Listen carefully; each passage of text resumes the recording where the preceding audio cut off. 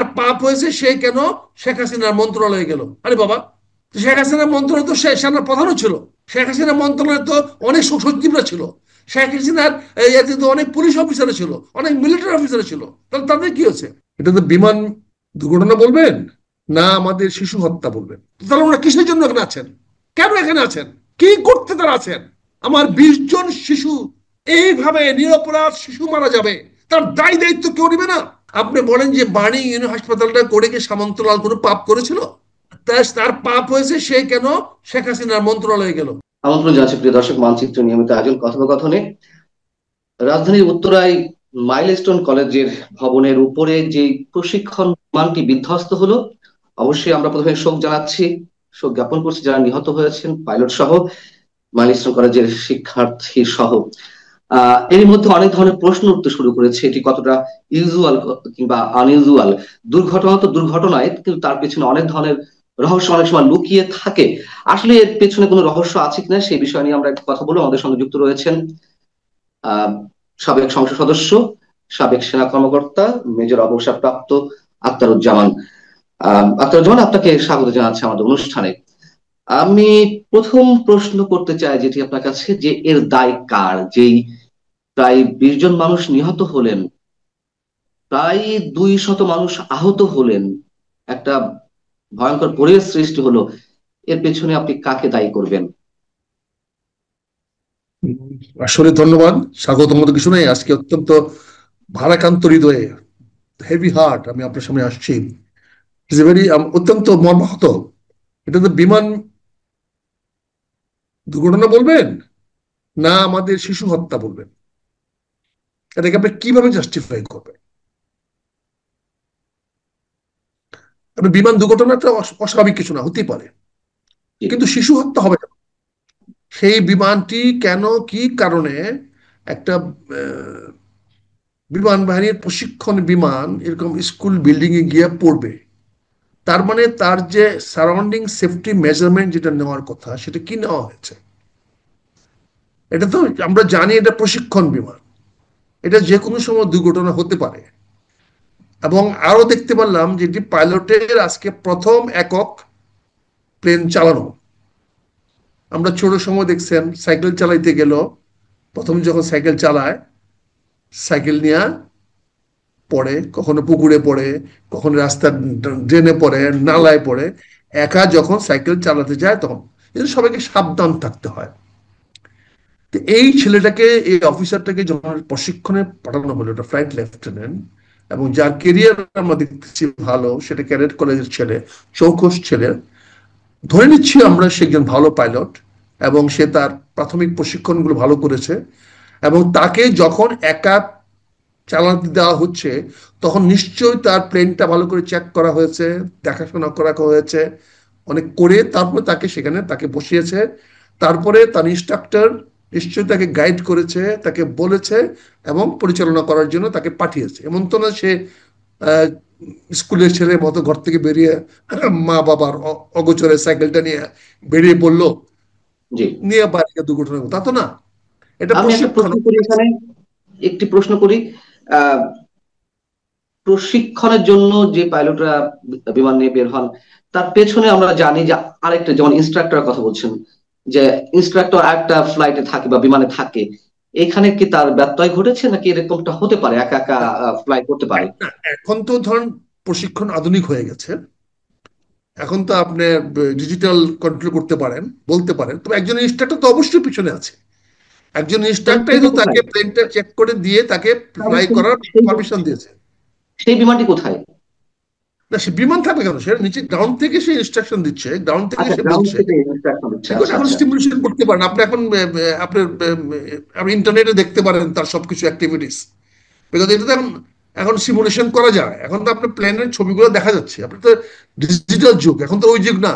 ওই ছেলেটা কি করতেছে না করতেছে, এটা তো পুরো প্লেনটাও তো আপনার জি। সিসি ক্যামেরার মধ্যে আছে। সেখানে পাইলট আচ্ছা। তো দেখতেছে, তার যে ইনস্ট্রাক্টর পাইলট সেও তো দেখতেছে, তাকে ইনস্ট্রাকশন গুলো দেওয়া হচ্ছে। তাই দেখানো উচিত, তাই করা উচিত, সেটাই করা উচিত।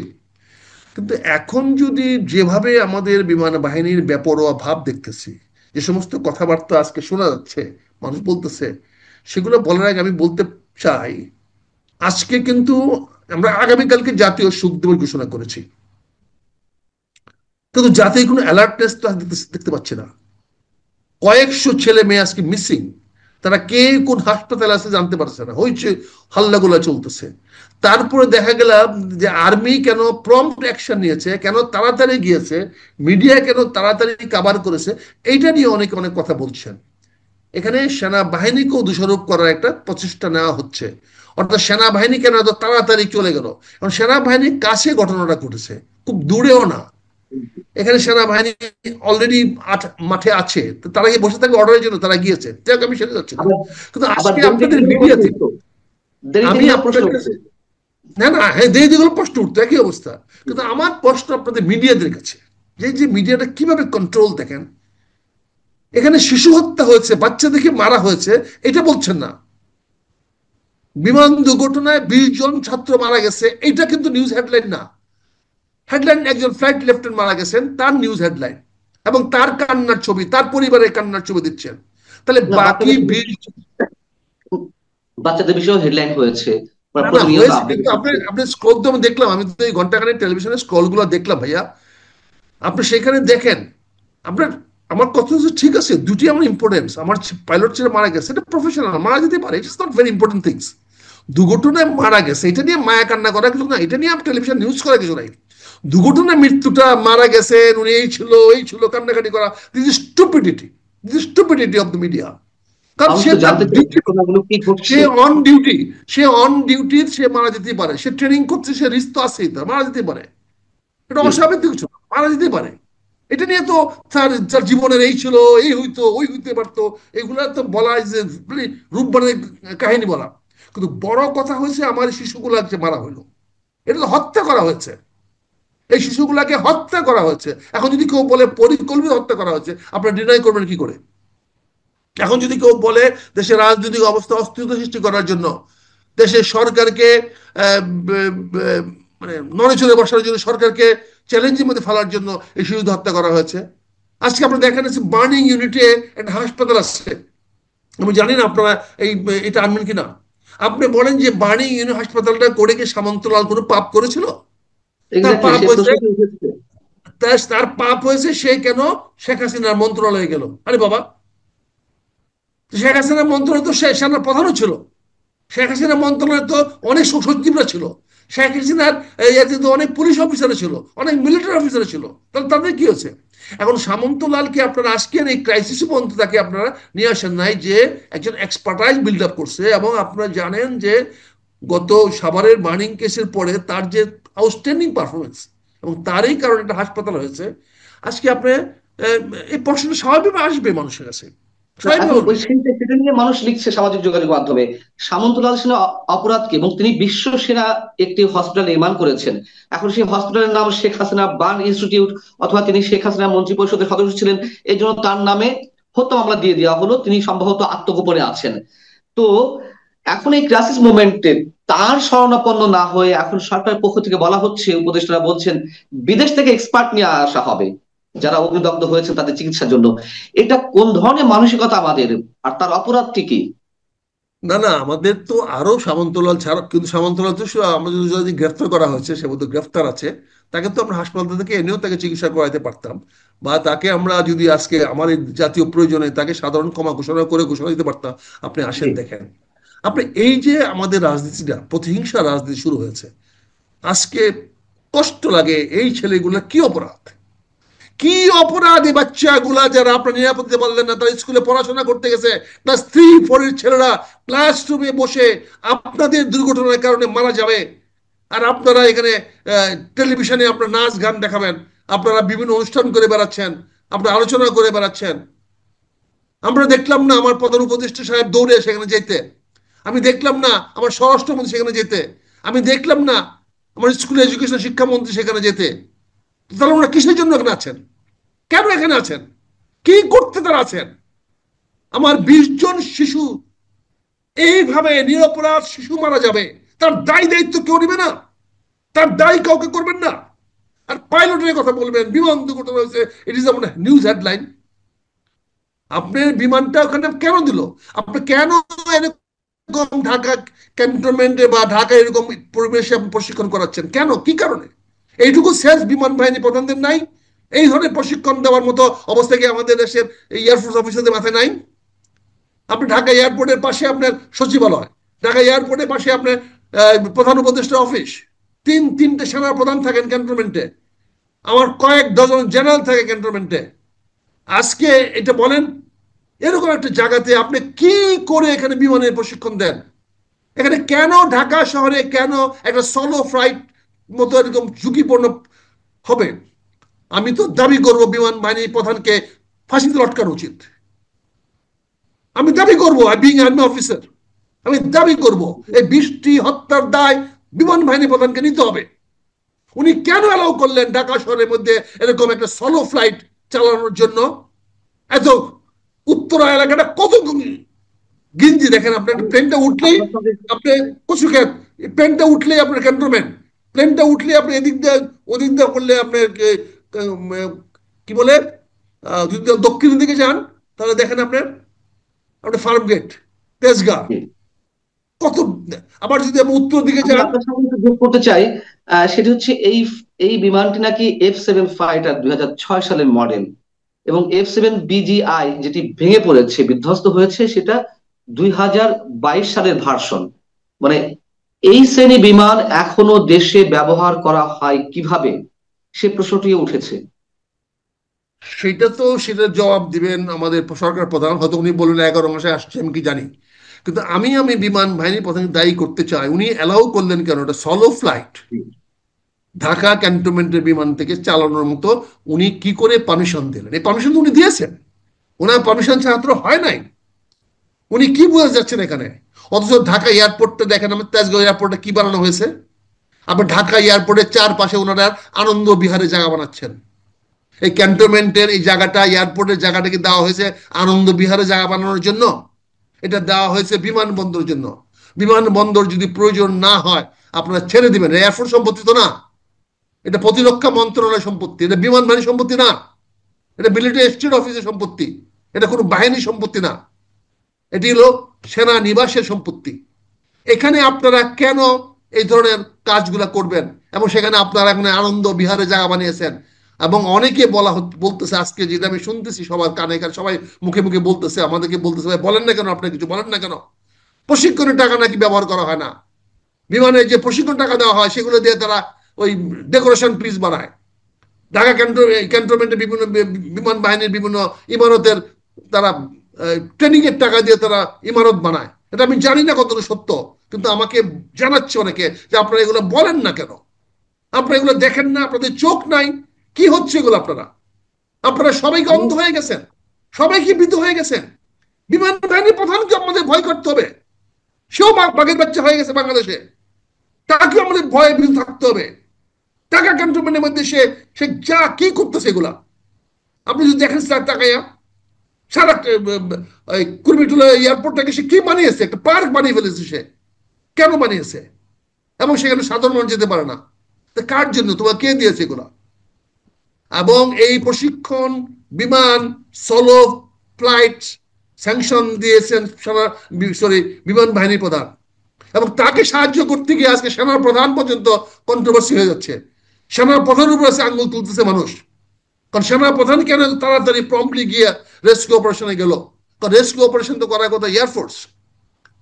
তার রেস্কিউ ফ্লাইট কেন গেল না? সঙ্গে সঙ্গে হেলিকপ্টার কেন গেল না? সঙ্গে সঙ্গে হেলিকপ্টার গিয়ে ওখানে কেন তারা স্মোক দিয়ে স্কুলের উপরে দিয়া কেন ফেলানো হলো না? কেন সেখানে কার্বন ডাইঅক্সাইড নিয়ে ফেলে দিয়ে ওখানে ওগুলোকে বন্ধ করা হলো না? কি কারণে হলো না? তাদের হেলিকপ্টার কোথায় ছিল? এত কাছাকাছি কেন যেতে পারলো না? এগুলা বিমান বাহিনীর প্রধানকে জবাব দিতে হবে, আমাদের কথা বলতে হবে। আমরা এত ভীতু হয়ে থাকলে তো হবে না।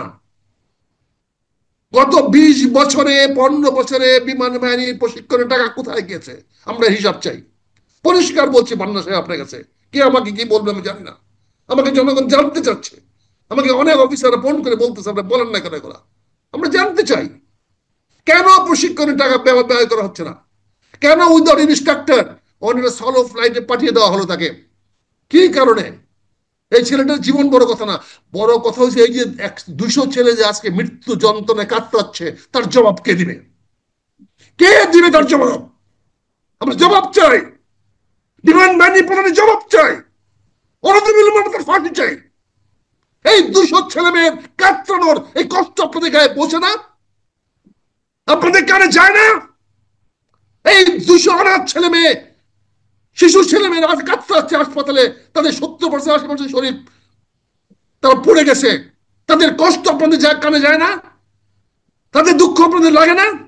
আপনারা এখনো বসে আছেন হেলিকপ্টার দিয়ে তার তার বাচ্চাকে, তার বউকে নিয়ে আসেন, রাজশাহী থেকে নিয়ে আসছেন, কি মজার রিক্রেশন ট্রিপ নিয়ে আসছেন, তার তার মা বাপকে নিয়ে আসবেন। আর এই ছেলেদের বাবা বাপকে কি করেছেন?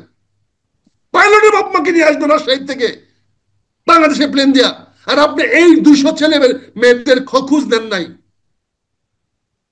কেন? আপনি চিকিৎসা ব্যবস্থা করেন নাই কেন? হেলিকপ্টার দিয়ে তাদেরকে কেন হাসপাতাল নিয়ে যান নাই? কি কারণে নিয়ে যান নাই? আজকে আমাদের কেন উষ্মা প্রকাশ করতে হচ্ছে? কেন এগুলো বলতে হচ্ছে? দেশটা কি হয়ে গেছে? ফ্রি স্টাইল হয়ে গেছে, যার যা খুশি।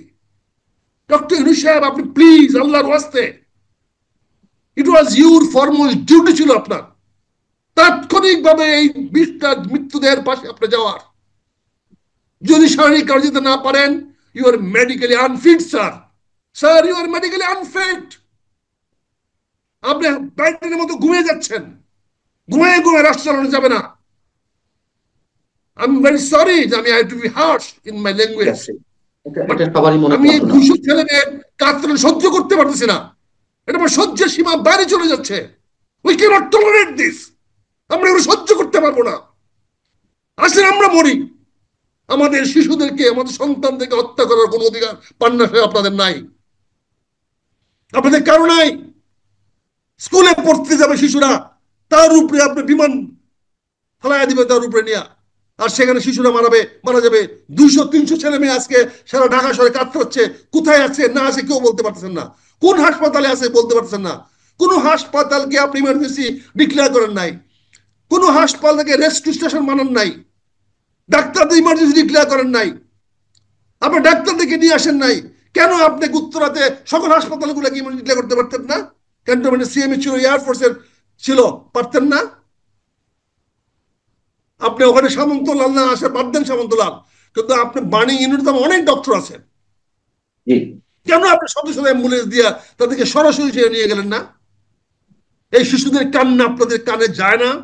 আপনি এত নির্দয়, আপনার ক্ষমতার জন্য এত লোভী হয়ে গেছেন। আপনার দেশটাকে বিক্রি করে দেওয়ার জন্য আপনারা সবকিছু আট ঘাট বেঁধে লেগেছেন। আপনার লজ্জা করলো না আজকে? আপনারা ওখানে বসে দোয়া করেন, হাত তুলে দোয়া করেন। আপনারা ছুটে গেলেন না কেন? আপনার সমন্বয় কি বলেন আপনারা? আপনারা কি করবেন? দেশের সংস্কার করবেন। এই সংস্কারবাদীরা ছুটে গেলেন না কেন আপনারা সেখানে দেখতে?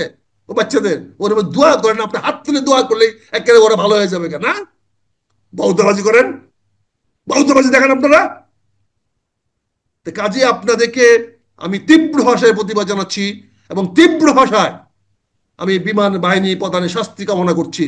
কারণ তিনি কেন ঢাকা শহরের মতো জায়গাতে একটা সোলো ফ্লাইট করার জন্য, একটা ফার্স্ট ফ্লাইট তাকে চালানোর মতো অনুমতি দিলেন? এর আমি দায় আরেকটা বিষয় বিমান জানতে চাই। বাহিনীর মতো নিতে হবে। আমরা ইমিডিয়েটলি তাকে ওএলজি দেখতে চাই। আমরা আজকের মধ্যে তাকে অপসারণ দেখতে চাই। উই ওয়ান্ট হি শুড তিনি বি তো আবার রিমুভড শুনলাম ইমিডিয়েটলি। তিনি তো হি আবার শুড বি শুনলাম যে রিমুভড। আমরা শুনলাম তিনি আবার নাকি তুরস্কে গেছেন আজকেই। এটা শুনতে পেলাম হঠাৎ করে।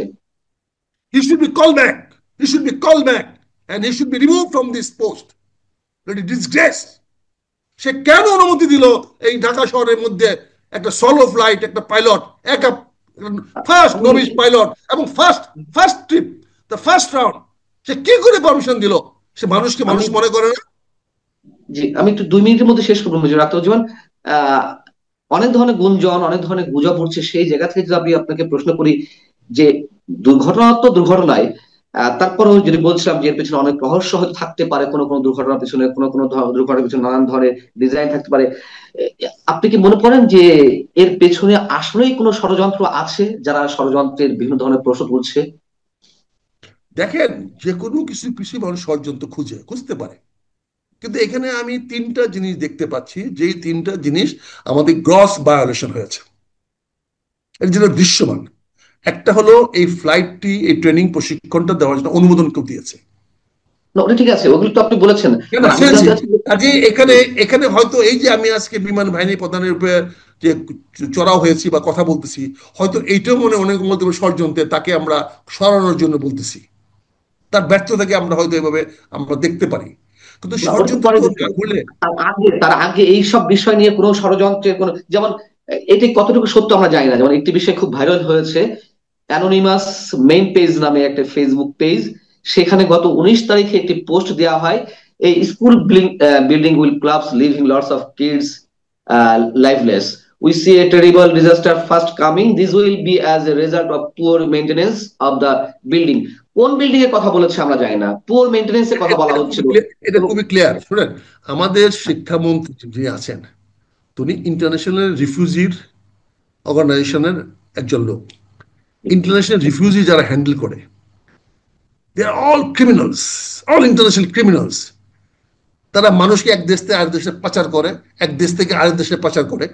এটা হলো ক্রিমিনাল অ্যাক্টিভিটিস। অল যারা আমরা দেখবেন যে রিফিউজিস যারা হ্যান্ডেল করে, রিফিউজি মানে কি, এক সবাই দেশ থেকে নিশ্চয়ই না, বিতাড়িত হয়ে আসা। সবাই নিশ্চয়ই না, ইমিগ্রেশনে তো অনেকে কাজ সো করে। He was the refugee in charge. Now এখন নতুন করে কাজ করার জন্য কি হচ্ছে, স্কুল বিল্ডিং নতুন করে করতে হবে, নতুন করে বানাতে হবে। ফলে এটা তো ইউজ হইতেই পারে, ষড়যন্ত্র হতে পারে, স্কুল বিল্ডিং গুলো পুরনো হয়ে কিন্তু গেছে, এত মানুষকে নতুন করে করতে হত্যাকাণ্ডের হবে। মধ্যে দিয়ে, নতুন এত করে করতে মানুষকে গেলে নতুন করে হত্যাকাণ্ডের টাকা। মধ্যে দিয়ে সামান্য কয়েক কোটি টাকা লাভ করার জন্য এতগুলো হত্যাকাণ্ড করা হবে, এটা এটা কি মানা যায়? লাভ না, এটা হাজার হাজার কোটি টাকার লাভ। আপনি এখন দেখেন কি হবে, সকল স্কুল কলেজ গুলাকে এখন করা হবে। এখন দেখবেন আবার এগুলোকে নতুন করে ফায়ার ব্রিগেড আনা হবে, নতুন করে বা কেনাক বেচা শুরু হবে, নতুন করে আবার স্কুল বিল্ডিং গুলাকে নতুন করে করা শুরু হবে। আবার দেখবেন বিভিন্ন দেশে হাজার হাজার কোটি টাকার তো ব্যবসা শুরু হয়ে গেল আজকে। এটা তো শিক্ষামন্ত্রী জন্য সহজ হয়ে গেল, রিফিউজিরা ব্যবস্থা করে দিল। কাজে এ যারা করে এরা তো ওই ওই ওই লাইনের লোক। এটা ছবি দেখলে বোঝা যায় যে ইন্টারন্যাশনাল র্যাকেটিং।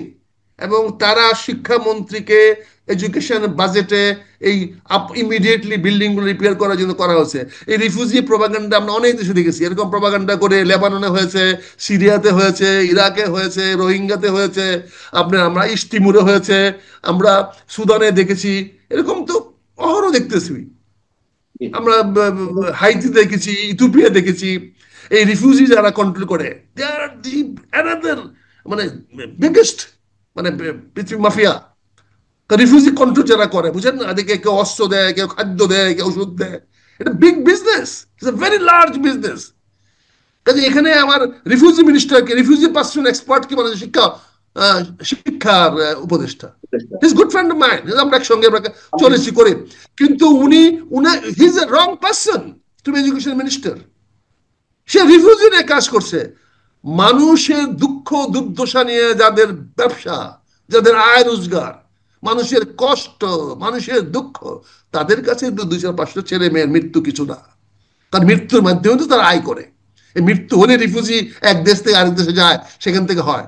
কাজে এখানে এটা তো ষড়যন্ত্র বলবেন না, এটা পরিকল্পিত। এটাও শিক্ষামন্ত্রীর যে বেস্টেড ইন্টারেস্টেড গ্রুপ আছে।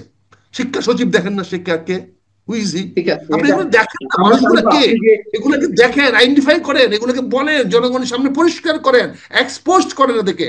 এরা কারা, কোত্থেকে আসছে, what is the background, please see.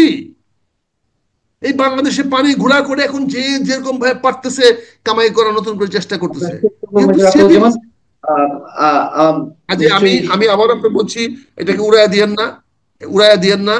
এই নিউজগুলো যদি আমি মনে করি ফেক, কিন্তু ডেলিভারিটলি ইন্টেনশনালি করা হচ্ছে উইথ দ্য পারপাস, কারো কারো পারপাস সার্ভ করে দেবো। আমি শিক্ষামন্ত্রীর কাছে বলবো, আই ওয়াজ এক্সপেক্টিং হিম, সবার আগে উনার স্কুলে যাওয়া উচিত ছিল।